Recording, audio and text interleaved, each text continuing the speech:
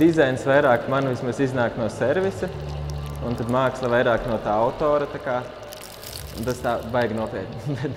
Bet es domāju, ka ar mākslu manā galvā vismaz, ka tam jābūt tā kā izklaide. Vienkārši tā kā tu ej pēc tās ziņkārības un viss, un dizainā tomēr tur ir kaut kāda funkcija tam visam. Man arī vienmēr licies, ka fotogrāfija ir dizains, ka tu ņem tā kā no nekā kaut ko tur uztaisi, vai ar cilvēkiem uztaisi, vai ar burtiem uztaisi, un māksla kaut kādā mērā tas pats. Un tad man šķiet, ka šobrīd liekas, ka jāizbauda tas, ko es nezinu, ko es esmu visu laiku tā kā domājis darīt, bet neesmu īsti tam pieķēries. Man patīk tā daļa, ka skatīties emocionāli, bez smadzenēm. Tas, kā es tulkoju emocijas. Es nezinu, kas tas ir, bet man liekas, galva tur nepieslēdzās. Un tad es domāju, dizainā tomēr viņa pieslēdzās, jo dizains kaut kur dzīvo, vai tas ir tā kā webā, vai ekrānā, vai fiziskajā pasaulē. Un māksla, man liekas, vēl joprojām var dzīvot arī tikai izdomātajā pusē. Tā kā, man liekas, tā ideja par emocijām man šobrīd šķiet ļoti interesanti, jo dizainā parasti es vismaz eju caur to kaut kādu loģisko pusi iekšā. Tad man liekas, tā māksla ir vienkārši, ka es pat nezinu atbildes ne uz ko un nav arī jāzina.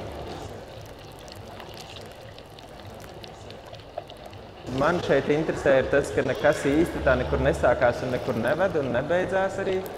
Un tie darbi manā galvā, viņi arī īsti jau nav darbi, viņi nav nobeigti. Viņi ir tā kā vienkārši nofiksēts kaut kāds brīdis un viss, bet viņam nav nekāda iemesla īsti. Tas mans personiskais iemesls ir vienkārši sajūta, ka kaut kas tur ir interesants un es gribu padalīties. Bet tur nevar nekādīgi, es nevaru izskaidrot līdz galam, tā kā, kur tas viss ved vai ko ar to visu iesākt. Tādā ziņā man vienkārši tā sakošana ziņkārībai un ka mākslā tu vari tā darīt. Tu vari, ka darbs varbūt tevi jautājumi un viss.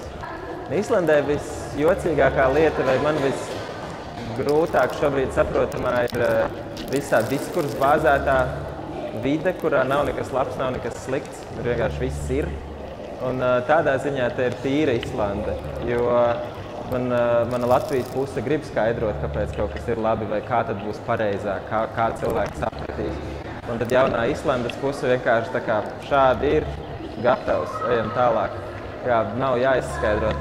Tā kā plus arī studējot tagad mākslu jautājumu paliek atkal arvien vairāk.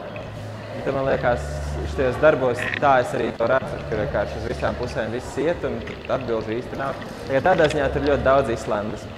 Bet es sevi arī no malas neredzu, es jau nezinu.